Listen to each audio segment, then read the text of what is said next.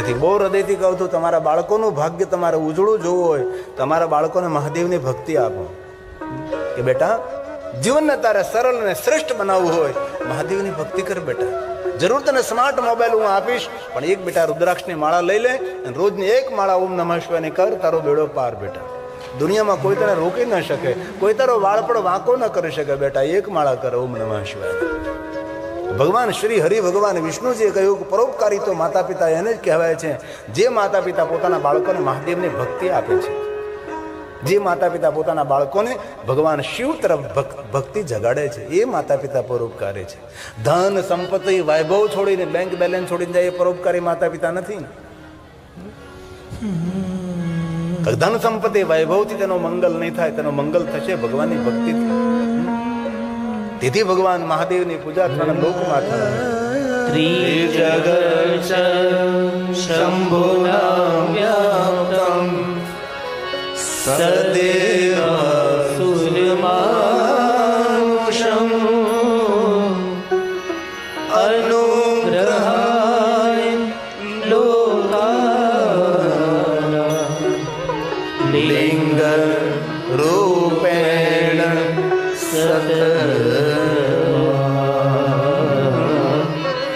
લિંગ રૂપેણ સત.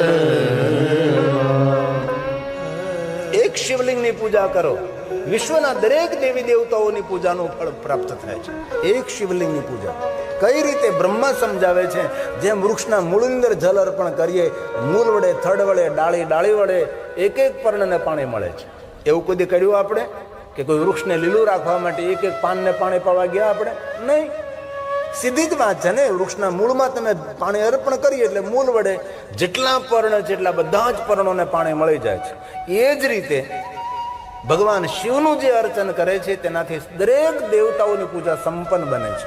આ કોઈ કાલ્પનિક વાત નથી કહેતો, સિદ્ધાંત સાથે તમને કહેવાનો પ્રયાસ કરું છું. શાખા પુષ્યંતી, શાખાને પુલકિતને એકદમ લીલી હરી રાખવી હોય તો એ વૃક્ષના મૂળમાં જલ અર્પણ કરવું પડે છે.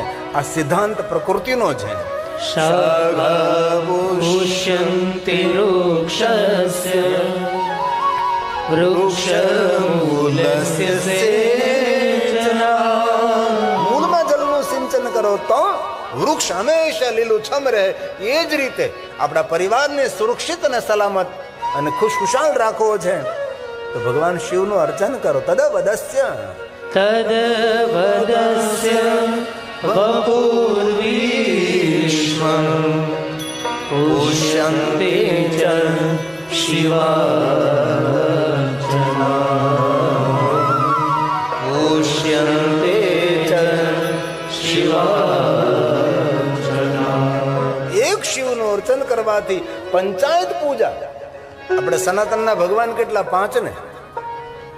આમાં ઘણા ખબર ન હોય 5 કોણ કોણ. એક શંકર ભગવાન, એક પાર્વતી, ગણપતિ. એક ઘરના 3. ચૂંટણી થાય તો સરપંચ શિવ જ બને. એક ઘરના 3, બાકીના 2. ઘરનો કોઈ બીજી જગ્યાએ મતદાન કર્યા હોય તો વસ્તુ અલગ છે. ભગવાન વિષ્ણુજી, ભગવાન સૂર્યનારાયણ, આ 5 દેવતા આપણા સનાતનની પરંપરા. ભગવાન સ્વામિનારાયણ પણ શિક્ષાપત્રીમાં કહ્યું કે મારી પૂજા કરો એ પહેલા 5 દેવતાઓની પૂજા કરવી. ભગવાન સ્વામિનારાયણે કહ્યું કે તમે મારી પૂજા કરો એ પહેલા પંચાયત પૂજનમ સર્વ કાર્ય સિદ્ધર્થે. તમારા બધા જ કાર્યો સિદ્ધ થશે જો તમે ભગવાન શંકર, મા પાર્વતી, ભગવાન ગણેશજી, વિષ્ણુ ભગવાન અને સૂર્યનારાયણની 5 દેવતાઓની પૂજા કરશો તો તમારા બધા જ કામો પૂરા થશે. આદિ જગતગુરુ શંકરાચાર્ય મહારાજે કહ્યું સનાતનની પરંપરામાં 5 દેવતા પ્રધાન રહે છે.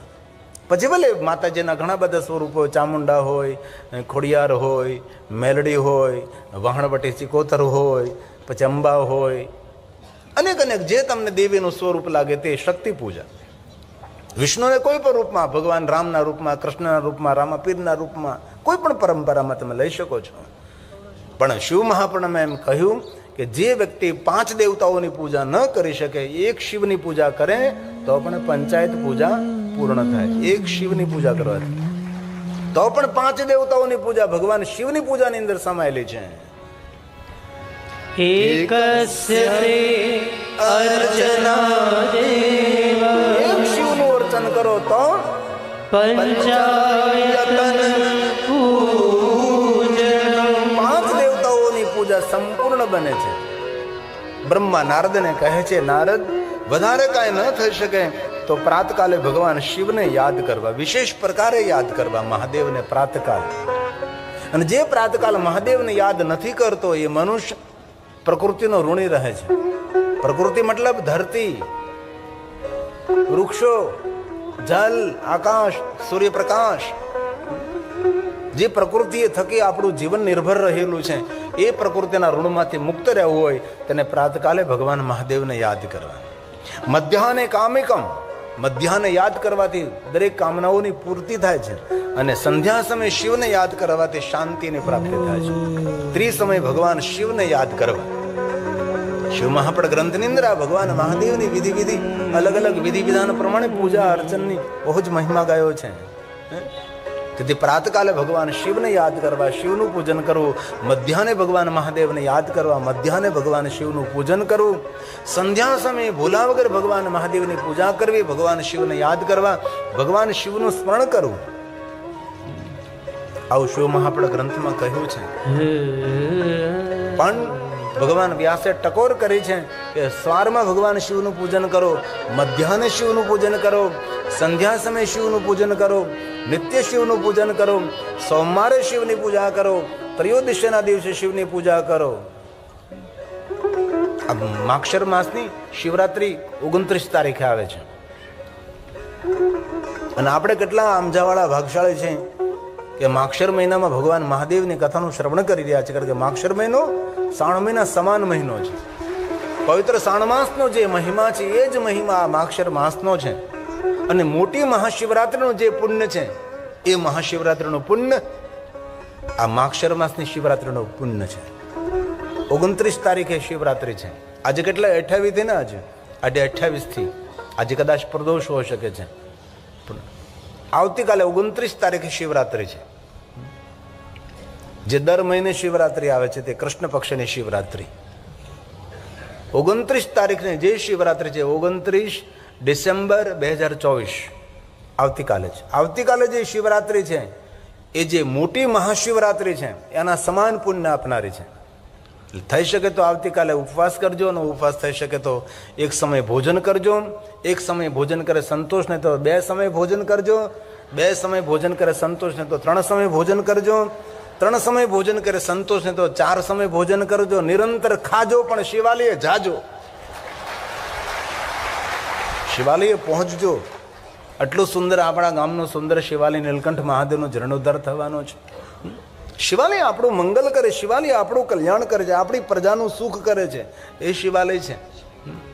પણ ભગવાન વ્યાસજીએ ટકોર કરી છે કે નિરંતર શિવ પૂજા કરતા રહીએ, નિરંતર ભજન કરતા રહીએ, બુદ્ધિ શુદ્ધ થાય, વિચારો શુદ્ધ થાય, વિચારો પાવન બને, જીવન આપણું પાવન બને છે.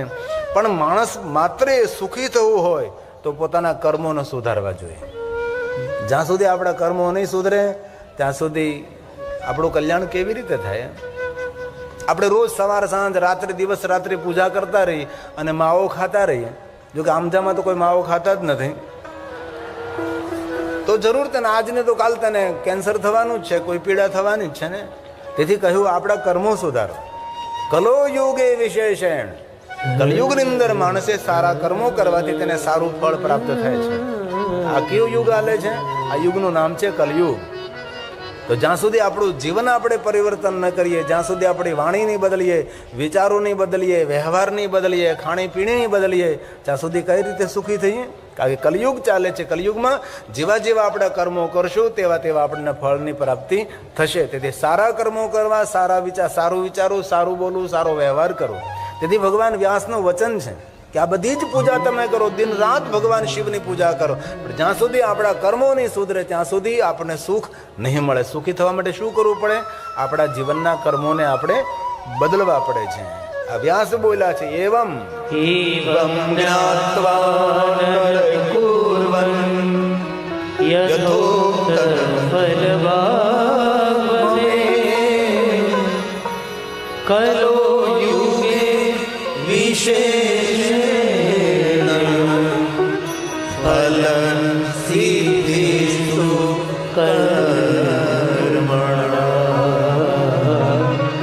ફલ સિદ્ધિસ્તુ જેવા કર્મો કરીએ છીએ એવું ફલની પ્રાપ્તિ થશે ને. તેથી કોઈનું સારું ન કરી શકીએ પણ કોઈનું ખરાબ કરવું નહીં. ભલે કોઈના માટે સારું ન વિચારી શકે પણ કોઈનું નબળું વિચારવું નહીં. હંમેશા વિચારોથી, આપણા વ્યવહારથી આપણે થોડું જીવનને બદલીએ, થોડું પરિવર્તન કરીએ આપણે. બાકી જેવા કર્મો કરીએ એવા ફળ પ્રાપ્ત થશે. રામચરિતમાનસ તુલસી કર્મ પ્રધાન ઈશ્વર રચી વાત. ભગવાન શંકરજી બ્રહ્માને કહ્યું, બ્રહ્મા સાંભળો, તમે સુંદર સૃષ્ટિની રચના કરી છે પણ કોઈને તમે સુખ નહીં આપી શકો, તમે કોઈને દુઃખ પણ નહીં આપી શકો. સુખ અને દુઃખ એના કર્મો આધારિત રહેશે. સ્વયં શંકર ભગવાને બ્રહ્માજીને કહી દીધું, બ્રહ્મા કોઈને સુખ નહીં આપી શકો, તમે કોઈને દુઃખ પણ નહીં આપી શકો. સુખ અને દુઃખ એ પોતાના પોતપોતાના કર્મો રહેશે. પેલું જૂનું દ્રષ્ટાંત મેં ઘણી વાર કથામાં કહ્યું છે, પણ ન સાંભળ્યું તેને સાંભળવા મળે. એકાદશીનો દિવસ હતો. આગલા દિવસે ભગવાન કૃષ્ણજીએ 5 પાંડવોને કહ્યું કે પાંડવો, કાલ મારી પાસે આવજો, મારા પ્રશ્નનો જે જવાબ આપે એને મારે વરદાન આપવું છે, કોઈ મારે વચન આપવું છે. 5 ભાઈઓએ નક્કી કર્યું કોણ જશે. ભગવાન તો શું પૂછે, જવાબ આપી શકીએ ન આપી શકીએ શું ખબર. એકાદશી આવતીકાલે છે, કોણ જશે. નિર્ણય લેવામાં આવ્યો કે ત્રિકાળ જ્ઞાની આ સહદેવ જશે અને એને કાંઈ પણ પૂછવામાં આવે એ જવાબ આપી શકે છે. એટલે 5 ભાઈઓમાં નક્કી થયું. સહદેવજી સવારમાં પહોંચી ગયા. ભગવાન કૃષ્ણજી બિરાજમાન હતા. ભગવાને પૂછ્યું કે આવી ગયો? હા, તમે કહ્યું હતું ને કે પ્રશ્ન પૂછવાનો, જવાબ આપવાનો, તો પૂછો મને પ્રશ્ન. કારણ કે ત્રિકાળ જ્ઞાની છે, બધા જ જવાબો આપી શકે છે, કોઈને પણ નિરુત્તર કરી શકે છે. તો ભગવાન દ્વારકાધીશે પૂછ્યું કે જરા જો આકાશમાં શું દેખાય? તો કે કાળા વાદળા છે. તો કહે મને એ વાદળા કોરા છે કે ભીના છે? હવે સહદેવે આંખો બંધ કરીને જોયું તો માયાવી વાદળાઓ હતા. જો કોરા કહે તો ભીના થઈ જાય, ને ભીના કહે તો કોરા થઈ જાય. જવાબ ના આપી શકે. સહદેવ મૂંઝાણા, હવે શું કરું? આ જવાબ તો નહીં આપી શકું, કોઈ પણ જવાબ આપું ખોટો જ પડવાનો છે. સહદેવજી ભગવાનને પગે લાગી અને જતા રહ્યા. ભાઈ ભીમનું ધ્યાન પડ્યું કે શું થયું ભાઈ, જવાબ ના આપી શક્યો? ભગવાને આવો મને પ્રશ્ન કર્યો, આકાશમાં શું દેખાય? તો કે વાદળા. એ વાદળા કોરા છે કે ભીના છે? તો માયાવી વાદળા હતા. કોરા કહો તો ભીના થઈ જાય, ને ભીના કહો તો કોરા થઈ જાય. તેથી હું જવાબ ના આપી શક્યો, હું પાછો આવ્યો છું. ભીમ કે એમ? ભગવાન આવો પ્રશ્ન કર્યો? તો ચાલ મારી સાથે, હું તારી સાથે આવું. કારણ કે ભીમ ભલે ભીમ પણ દરેક પ્રશ્નોનું નિવારણ કરી શકે છે.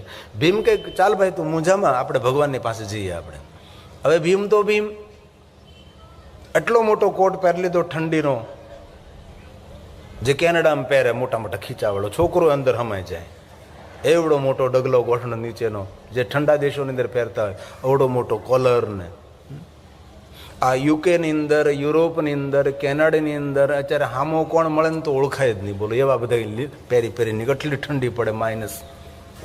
આવો મોટો ડગલો પહેરી લીધો, મોટા મોટા ખીચાવાળો, મોટા કોલરવાળો. બંને ભાઈઓ રસ્તામાં જતા હતા. એક વૃક્ષ ઉપર ઘણી બધી ચકલીઓ હતી. ભીમે હાથ ફેલાવ્યો, 2 ચકલીને પકડી લીધી. ચકલીને પકડીને કોટના ખીચામાં નાખી દીધા હાથ. ભગવાન પાસે જેને ઉભો રહ્યો છે. ભગવાન કે ભીમ તું? તો કે હા, પૂછો પ્રશ્ન. ભગવાને પ્રશ્ન કર્યો કે આકાશમાં શું દેખાય? તો કે કાળા વાદળ. મને ખબર છે. કોરા છે કે ભીના? ભીમ એ પણ જાણતો હતો કે માયાવી વાદળ છે, કોરા કહેશ તો ભીના થશે, ને ભીના કહેશ તો કોરા થશે. શું કરું હું? ભીમ કહે છે ભગવાન, હું તમારા પ્રશ્નનો જવાબ આપું એ પહેલાં તમે મારા પ્રશ્નનો જવાબ આપો. પૂછો ભીમ. ભીમે કહ્યું કે મારા હાથ ક્યાં છે? ભગવાન કૃષ્ણજી કહે છે તારા હાથ તો બંને તારા ખીચામાં છે, ખીચાની અંદર છે. કઈ રીતે મારા હાથ છે? તો કે બંને હાથની મુઠ્ઠીઓ વાળેલી છે. મારી મુઠ્ઠીમાં શું છે? તો કે બંને હાથમાં એક ચકલી છે. ભીમ કહે તો પછી કહો, એ ચકલી જીવતી છે કે મરેલી છે? આ બુદ્ધિશાળી શ્રોતાઓ કહેવાય, આ બુદ્ધિજીવી શ્રોતાઓ કહેવાય છે. ભગવાને વિચાર કર્યો કે જો એમ કહીશ કે જીવતી છે તો દબાવીને મારી નાખશે, અને જો મરેલી છે એમ કહીશ તો જીવતી બહાર ઉડાડશે. ભગવાન મૌન છે. ભીમ રાજી થાય છે કે જો ભગવાનને પણ ભગવાન તો ભગવાન છે, તેની બુદ્ધિક શક્તિની સાથે કોણ આવી શકે? ભગવાને બહુ સુંદર જવાબ આપ્યો, ભીમ સાંભળ, તારા પ્રશ્નનો જવાબ તારા હાથમાં છે. તારે સુખી થવું કે દુઃખી થવું એ તારા હાથની વાત છે. આનંદ લાભ હરતે પર પૂજ્ય. ભગવાન મહાદેવની વિશેષ પ્રકારે પૂજા કરવી, તેનું સ્મરણ કરવું. ભગવાન શિવનું પૂજન અર્ચન, શિવલિંગ પર પૂજ્ય, તે વિશેષ પ્રકારે પૂજા કરવી. આનંદ નહીં પરમાનંદ જેને મેળવવો હોય તેના માટેની વાત છે. જે ભગવાન મહાદેવનું પૂજન અર્ચન, ભગવાન શિવનું ભજન કરે છે, જન્મ મૃત્યુ જરા જરા જરા એટલે વૃદ્ધાવસ્થા, બુઢાપો, તેના જીવનમાં વૃદ્ધાવસ્થા ના આવે જે મહાદેવની ભક્તિ કરે. જન્મ મૃત્યુ જરા, જરાનો અર્થ થાય વૃદ્ધાવસ્થા, જર્જરિત શરીર થવું. આજે 35-40 વર્ષનો માણસ ગરડા જેવો દેખાય છે, 50 વર્ષનો ગરડો દેખાય છે. લાંબા સમય સુધી તમારે યુવાન રહેવું હોય, નિરંતર જો યુવાનીને માણવી હોય તો ભગવાન મહાદેવનું ભજન કરો. જન્મ મૃત્યુ જરા વ્યાધિ પીડિતમ કર્મ બંધને, કર્મના બંધનોમાંથી કોઈ મુક્ત ન કરી શકે. મારા મહાદેવનું ભજન કરો, કર્મના બંધનો પણ ભગવાન શંકર તમને છોડાવી દે છે. એ શિવ, એ મહાદેવ છે. इसलिए कहा पूजिताभ्याम, પૂજિતાભ્યામ પિતૃભ્યામ. પોતાના માતા પિતા સમજીને ભગવાન શિવનું પૂજન કરે છે. પિતૃભ્યામ, આપણા પિતા છે, તો આનંદ નહીં તો પરમાનંદમ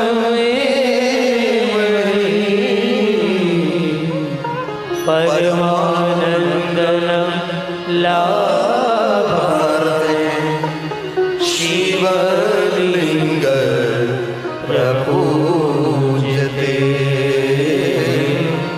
શિવલિંગ પ્રભુ. ભગવાન શિવના દરબારમાં કોઈ ભેદ નહીં. કોણ બ્રાહ્મણ, કોણ ક્ષત્રિય, કોણ વૈશ્ય, કોણ શૂદ્ર, કોણ પ્રતિલોમજ. શિવના દરબારમાં કોઈ જાતિ જ્ઞાતિ વર્ણ ભેદ નથી. મહાદેવના દરબારમાં પવિત્રતાની પ્રધાનતા છે. કોઈ પણ જાતિના, કોઈ પણ જ્ઞાતિના, કોઈ પણ વર્ણ મહાદેવનું પૂજન કરી શકે છે. સ્વયં બ્રહ્મા બોલે છે, નારદ સાંભળો, બ્રાહ્મણ ક્ષત્રિયો વૈશ્ય શૂદ્રો પ્રતિલોમજ. એ જાતિથી જન્મેલો પ્રતિલોમજ. પૂજ્ય સતતમ લિંગમ તન્મંત્રેણ સાદરમ. તન્મંત્રેણ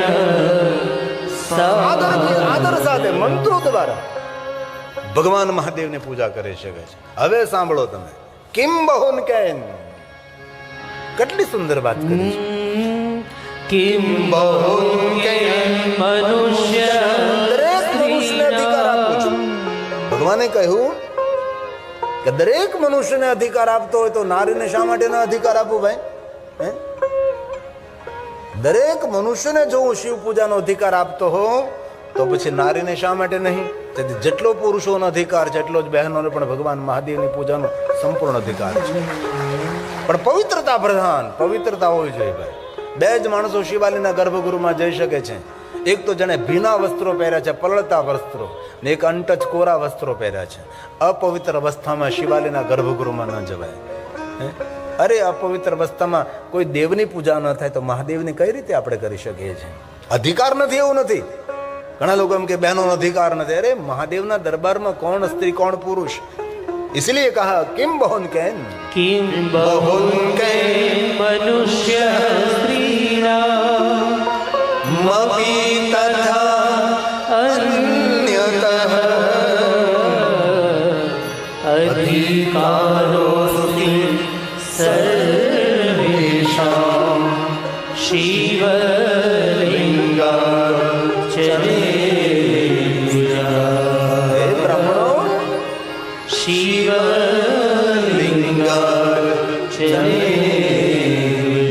ભગવાન મહાદેવની પૂજા કરવી. ઘરમાં જે શિવલિંગ રાખીએ તેને ચલિત શિવલિંગ કહેવાય છે. હાલતું ચાલતું હરતું ફરતું શિવલિંગ. મહાદેવના ભક્તોમાં સુંદર, મહાદેવના ભક્તોના ઘરમાં સુંદર શિવલિંગ હોય છે. ઘણા શિવ ભક્તો તો પોતાની સાથે ભગવાન મહાદેવનું લિંગ સ્વરૂપ લાગે. યાદ કરો અહલ્યાબાઈને, મહારાષ્ટ્ર, ઇન્દોરની મહારાણી જ્યાં જાતી ત્યાં શિવલિંગને સાથે લઈને જતી હતી. પોતાની સાથે ભગવાન મહાદેવનું શિવલિંગ રાખતી હતી. એક વાત કહું, જે મહાદેવના ભક્તો છે ને એ આપણા માટે તો વંદનીય છે, પણ શિવપુરાણમાં કહ્યું કે જે મહાદેવના ભક્તો છે વિશ્વના દેવતાઓ માટે પણ વંદનીય છે. વિશ્વના દેવતાઓ તેમને વંદન કરે, મહાદેવની ભક્તિનો મહિમા છે. તો કોને ભગવાન મહાદેવની પહેલી નિરાકાર લિંગ સ્વરૂપની પૂજા કરી? આમ જિંદગી પૂરી ન થાય ધ્યાન રાખજો, કાંઈ ન થાય તો કોઈ વાંધો નહીં, પણ સોમવારે મહાદેવનું દર્શન કરવા તો નીલકંઠને જાજો. બાકી ઢોર ઢાખરમાં પૂરું થઈ જાય. ઘણા મને કે ગામડામાં જઈને કે જાતા જ શિવાલય, તો કે ઢોર ઢાખરની ચિંતા. અમારા કાઠિયાવાડનો શબ્દ છે ઢોર ઢાખર. હું પૂછું કે ઢોર તો સમજા, ગાય ભેંસ બળદ, આ ઢોર, આ ઢાખરી ને સમજાણું. એક બેને મને કહેલું, મને કે બાપુ કોઈને કયો ને તો હું કહું ઢાખર હું. મેં તો કોઈને ન કહું, ને કહું તો માઇકમાં જ કહું. તે બેને મને કહેલું કે ઢોર એટલે તમે સમજો બાપુ, ઢોર ઢાખર, ગાય ભેંસ બળદ આ બધા ઢોર. ઢાખર બીજો કાંઈ નહીં, ઢાખર તમારો ભાઈ. આ શિવાલય જાતો નથી ને મને જવાય નથી દેતો. ઢાંકર, ઢાંકર એટલે ખરાબ નહીં, ઢાંકર એટલે ઘરનું ઢાંકણ, ઘરનો મોભ. એનું અમારે ધ્યાન રાખવું પડે છે. ઘરનો મોભ છે, ઘરનું ઢાંકણ છે. કોને પહેલી પૂજા કરી મહાદેવના લિંગ સ્વરૂપની? લિંગાષ્ટક છે. અને આપ સૌને પ્રાર્થના, ક્યારે અવસર મળે તો લિંગાષ્ટકનો પાઠ કરજો. સર્વ લિંગોની વંદન, એમાં 12 જ્યોતિર્લિંગ, ઉપલિંગ, સુરલિંગ, ગુરુલિંગ, બધા જ લિંગ સ્વરૂપ લિંગાષ્ટકની અંદર છે. આ ધરતી પર જેટલા શિવલિંગો છે દરેક શિવલિંગોનું આપણે દર્શન ન કરી શકીએ, પણ દરેક શિવલિંગોનું દર્શન અને પૂજન કરવાનું ફલ પ્રાપ્ત કરવું તેને લિંગાષ્ટકનો પાઠ કરવો. આમાંથી ઘણા મહાદેવના પરમ ભક્તો લિંગાષ્ટકનો પાઠ કરતા છે. ભલે કંઠસ્થ હોય કે ન હોય, પણ જીવનમાં કેટલા લોકોએ લિંગાષ્ટકનો પાઠ કર્યો છે?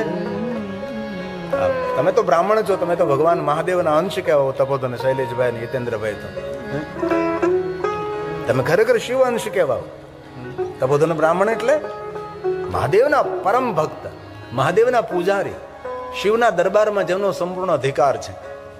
અને મને ગૌરવ છું કે આ વર્ષે મેં તપોધનોની સામે ભગવાન મહાદેવની કથાનું ગાયન કર્યું. મારા માટે ગૌરવની વાત હતી.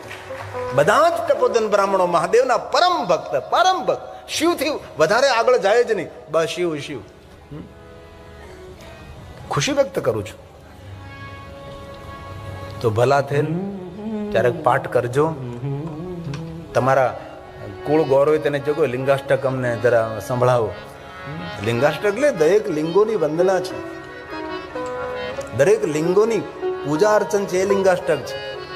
પહેલી શિવલિંગની પૂજા કોને કરી? તો કે બ્રહ્માએ અને વિષ્ણુજીએ સાથે ભેગા મળીને પ્રથમવાર ભગવાન મહાદેવના લિંગ પૂજાનો પ્રારંભ બ્રહ્મા અને વિષ્ણુએ કર્યો છે. આ લિંગાષ્ટકની પહેલી પંક્તિ છે. આપણે રોજ એક અષ્ટક, સ્તુતિ અથવા સ્તવન રોજ એક કરીએ છીએ. આપણે કાલે જે આપણે કર્યું હતું એ દુઃખ અને દરિદ્રતાને દૂર કરનારો સ્તોત્ર, જે ગુરુ વશિષ્ઠ મહારાજે જેની રચના કરી હતી.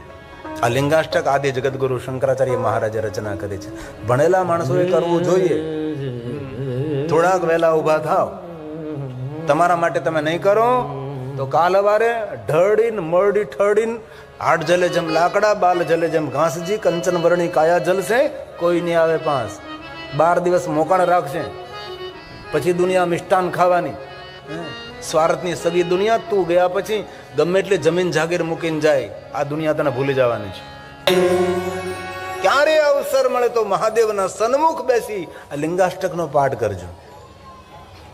જીવનના હજારો ને કરોડો કામ છોડીને, કરોડો નહીં, કરોડો કરોડો કામ છોડીને, પણ ક્યારેક અવસર મેળવી લેજો, મહાદેવના સામે બેસી લિંગાષ્ટકનો પાઠ કરજો.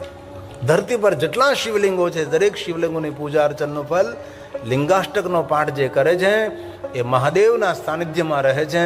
સર્વ રીતે તેનું મંગલ ને કલ્યાણ થાય એ લિંગાષ્ટક છે. મહાદેવના ભક્તોએ તો લિંગાષ્ટકનો પાઠ કરવો જ જોઈએ. રોજ એક સ્તોત્ર આપણે લઈએ, રોજ એક સ્તોત્રનો પાઠ કરવા માટે પ્રેરિત કરું છું.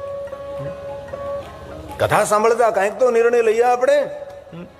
લિંગોત્પત્તિ શ્રુતા શુભા શ્રુત્વા યસ્યા પ્રભાવે દુઃખ નાશો ભવે દે. ભગવાન મહાદેવની કથા શું આપે તો શ્રુત્વા યસ્યા પ્રભાવે, કથાના પ્રભાવ માત્રથી મનુષ્ય પોતાના દુઃખમાંથી મુક્ત થાય છે. શિવાલય બે માણસો જાય છે, એક તો કાં દુખી હોય એ જાય છે અને કાં લાલચુ હોય એ જાય છે. ભગવાન પાસે માગવા ભિખારી બનીને જાય છે આપણે, કાં કઈ દુખી હોય ભગવાન દુઃખમાંથી મુક્ત કરે. ભાગ્યે જ કોઈ એવો હોય કે બિન શરતી ભગવાન મહાદેવને પ્રેમ કરતો હોય શિવાલય પહોંચી જાય. કાંઈ માગવું નથી ને કાંઈ દુઃખ પણ નથી. મહાદેવ બિન શરતી શરણાગતિ, એવો તો ભાગ્યે કોઈ હોય છે. બાકી તો ચારે તરફ ઊંધું વળતું હોય ત્યારે મંદિરે દોડતો જાય. દુઃખ પડે ત્યારે જાય, કાં લાલચા કાંઈ જાગી હોય ત્યારે ભગવાન પાસે નહીં. આપણું કર્તવ્ય છે ભગવાન મહાદેવના શિવાલય જવું જોઈએ આપણે. તેથી શિવપુરાણમાં કહ્યું દુઃખ નાશો સૂત સૂત મહાભાગ્યવાન છે જે મહાદેવના ભક્તો છે. મહાભાગ્યવાન છે મહાદેવના નિરાકાર લિંગ સ્વરૂપનું પૂજન અર્ચન દર્શન કરે છે. લિંગોત્પત્તિ શ્રુતા જે ભગવાન મહાદેવના નિરાકાર લિંગ સ્વરૂપની કથાનું શ્રવણ કરે છે. કથા શ્રવણ કરવા માત્રથી વરદાન મળ્યું છે, વચન આપ્યું છે. શ્રુત્વાસ્ય પ્રભાવેણ દુઃખનાશો ભવેરિહ દુઃખનાશો ભવેરિહ. શિવપુરાણ ગ્રંથમાં રાજોપચાર પૂજાનો મહિમા ગયો છે. રાજાશાહી ઠાઠમેઠ, સોના ચાંદી હીરા મોતી જવેરિયાત શ્વેતાંબર પિતાંબર લીલાંબર આ બધું જ ભગવાનને અર્પણ કરવું. પણ કોણ છે ત્યારે? પહેલા રાજા મહારાજાઓ ભગવાન શિવની પૂજા રાજોપચાર કરતા હતા. સોના ચાંદી હીરા મોતી ભગવાન શંકરને ખૂબ અર્પણ કરતા હતા. અને આપણે જો સોના ચાંદી હીરા મોતી નીલકંઠ મહાદેવને અર્પણ કરતા હોત ને તો આજે શિવાલય બનાવવા માટે આ બધું ભેગું ન કરવું પડે, ફાળા ન કરવા પડે. હે, કારણ કે આપણે કંઈ અર્પણ કરતા જ નથી. અને લોકોએ પ્રચાર પણ એવો કર્યો છે, એક બિલ્વપત્ર, એક પુષ્પ, એક લોટા જલકી ધાર. એનાથી આગળ વધ્યા જ નહીં લોકો. બસ એક બિલ્વપત્ર ચડાવતા રહ્યા, એક પુષ્પ ચડાવતા રહ્યા, એક લોટાના જલની ધાર કરાતા રહ્યા. રાજોપચાર પૂજા, રાજાશાહી ઠાઠમાઠથી મહાદેવની પૂજા. જેથી આપણા શિવાલયો સુવર્ણના શિવાલયો હતા. હજી પણ દક્ષિણ ભારતમાં આવા સુવર્ણના શિવાલયો છે. એ તો આપણે લોકો સંગઠિત નહીં હતા એટલે ટૂટાને માર ખાધો ગુજરાતથી લઈને ઉત્તર ભારત સુધી. બાકી દક્ષિણ ભારતમાં હજી પણ શિવ પરંપરા અખંડિત પરંપરા છે, ખંડિત નથી. તો રાજોપચાર ન કરી શકો તો સોળોપચાર પૂજા કરો, સોળોપચાર ન કરી શકો તો પંચોપચાર પૂજા કરો, પંચોપચાર ન કરી શકો એકોપચાર, બસ જલ ચડાવી દો. તમારી પાસે કાંઈ નથી એટલે જલ ચડાવી દો. એ પણ ન થઈ શકે તો વૈરાગ્ય ઉપચાર, ભસ્મનું ત્રિપુંડ કરી દો. એ પણ ન થઈ શકે તો મનથી પૂજા કરો ભગવાનની. માનસી પૂજા આદિ જગતગુરુ શંકરાચાર્ય મહારાજ મનથી મહાદેવની પૂજા કરી છે. આદિ જગતગુરુ શંકરાચાર્ય મહારાજે જીવન 8 વર્ષની ઉંમરથી પ્રારંભ કરેલો શિવ ધર્મનો પ્રચાર કરવા માટે. આજે જે આપણે શિવ શિવ કરીએ છીએ ને એ યશ અને કીર્તિ આદિ જગતગુરુ શંકરાચાર્યને જાય છે. બૌદ્ધ ધર્મનો એટલો બધો પ્રભાવ હતો. બૌદ્ધ ધર્મ પૂરું ભારત બૌદ્ધ ધર્મથી પ્રભાવિત થઈ ગયું હતું. બુદ્ધમ શરણમ ગચ્છામિ. મોટા મોટા રાજાઓ, કારણ કે બુદ્ધ ભગવાન 10,000 શિષ્યો સાથે નીકળતા હતા. જ્યાં ડેરો નાખે આજુબાજુનું વાતાવરણ બદલી દે, માણસોના મગજ બદલી નાખે. અને સૌ બુદ્ધમ શરણમ ગચ્છામિ, બુદ્ધમ શરણમ ગચ્છામિ, પૂરું ભારત. અને 8 વર્ષની ઉંમરમાં આદિ જગતગુરુ શંકરાચાર્ય મહારાજ દક્ષિણમાંથી નીકળે છે. પડકાર કર્યો, બુદ્ધમ શરણમ ગચ્છામિ નહીં, શિવમ શરણમ ગચ્છામિ, શિવમ શરણમ ગચ્છામિ. એ આદિગુરુ જગતગુરુ શંકરાચાર્ય મહારાજની રચના છે. માનસ પૂજા, મનથી કરેલી ભગવાન શિવની પૂજા કેટલી સરળ છે. આમ અનેક શિવ ભક્તોને માનસ પૂજા કંઠસ્થ હોય. મનથી કરેલી મહાદેવની પૂજા, મન પરમાત્માને અર્પણ કરવાનું છે. હું તમને કહું છું પણ થોડું થોડું કરજો તમે. ઘણા તો ઘડિયાળ સામે જોયા કરે ક્યારે 12:30 થાય. જેને લાડુ હોય એની રાહ જોતો હોય. હા, કોઈ જિંદગી છે યાર.